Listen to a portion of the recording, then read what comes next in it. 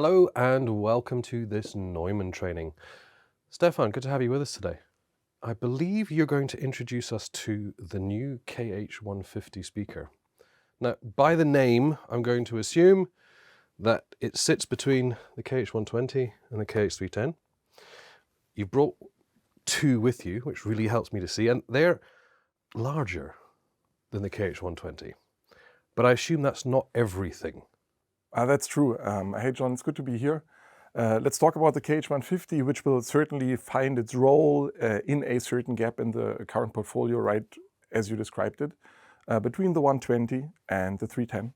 So this is going to be two reference points that we're going to use to understand what the new product is, which itself is an active two-way bass reflex studio monitor with analog and digital inputs. It has a 6.5-inch woofer that works in a 20-liter volume in a bass reflex cabinet. To put that into relation to the other speakers we just mentioned, the KH120A is using a 5.25-inch woofer in just shy of 10 liters. Yep. And the KH310 in its three-way configuration is using an 8.25-inch woofer in a 27-liter volume. Yep. So you just see how this lines up basically. Next to this newly designed 6.5-inch woofer, you will find an old friend, the tweeter, which is used in other models as well. And that's one step towards this tonal compatibility between the different models of the portfolio. We also have a newly designed enclosure with a new concept.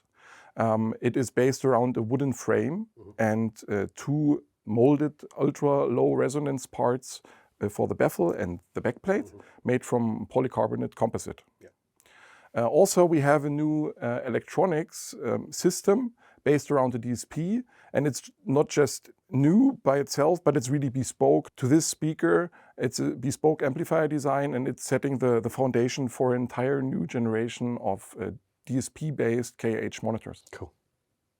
It also comes as a AS version, AS67 version, so for audio over IP connectivity in two colors, as we can see. So we have a total of 4 different product variants. Oh, brilliant. And what does that all sum up to? You can certainly expect Neumann accuracy and neutrality. Also, the dynamic range is quite impressive on this relatively small speaker. We get 180 dB max SPL in 1 meter distance, which is more than you'd get from, say, a KH310. And also our suggested listening distance is on par with a KH310. At the same time, we have a super low self-noise, so a super low noise floor, which gives you an enormous dynamic range to work with. In terms of low frequency extension, it's also quite impressive to see that we get to 39 Hertz at minus 3 dB, which is certainly more than you'd get from a KH120 and is almost there where the KH310 gets with a considerably larger volume and larger woofer. So all in all, it's a very efficient design looking at the size and the power that you get and the extension that you get from it. So we have all these new specifications and features, but what does that really mean for the application area? So the KH150's configuration with a 1-inch and a 6.5-inch woofer is pretty universal and can be found in a lot of applications and use cases. And I would start looking at it from an SPL demand perspective. So whenever you have higher SPL demands, this could be the one for you.